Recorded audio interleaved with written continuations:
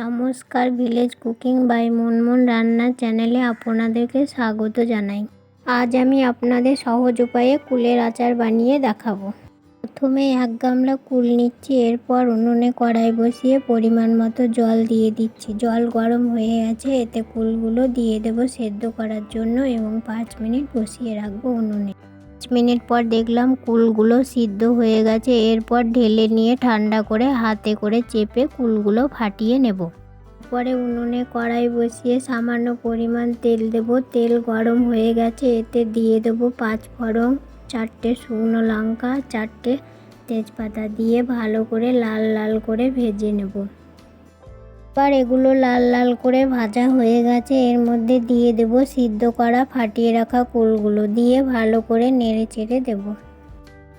তারপরে দিচ্ছি স্বাদ মতো লবণ, আর দিচ্ছি পরিমাণ মতো হলুদ গুঁড়ো আর পরিমাণ মতো লঙ্কা গুঁড়ো। এগুলো দিয়ে ভালো করে নেড়ে চেড়ে কুলগুলোকে ভেজে নিতে হবে। আমি গুড়টা আগেই ফুটিয়ে রেখেছিলাম। এবার কুলগুলো ভাজা হয়ে গেছে, এবার এর মধ্যে দিয়ে দেবো সেই ফুটিয়ে রাখা গুড়, দিয়ে ভালো করে নেড়ে চেড়ে 1 মিনিট উনুনে বসিয়ে রাখবো। এবার গুড় ফুটে গেছে, নেড়ে চেড়ে কুলের সঙ্গে মিশিয়ে নেব। আচার হয়ে গেছে, এবার নামিয়ে নেব একটা গামলায় ঠান্ডা করার জন্য। তারপর 2 থেকে 3 দিন রোদে দেব। রোদে দেওয়ার পর একটা কাচের বয়ামে ভরে রাখবো এবং মাঝে মাঝে রোদে দিলে এটা 1 থেকে 2 বছর পর্যন্ত খাওয়া যাবে, নষ্ট হবে না।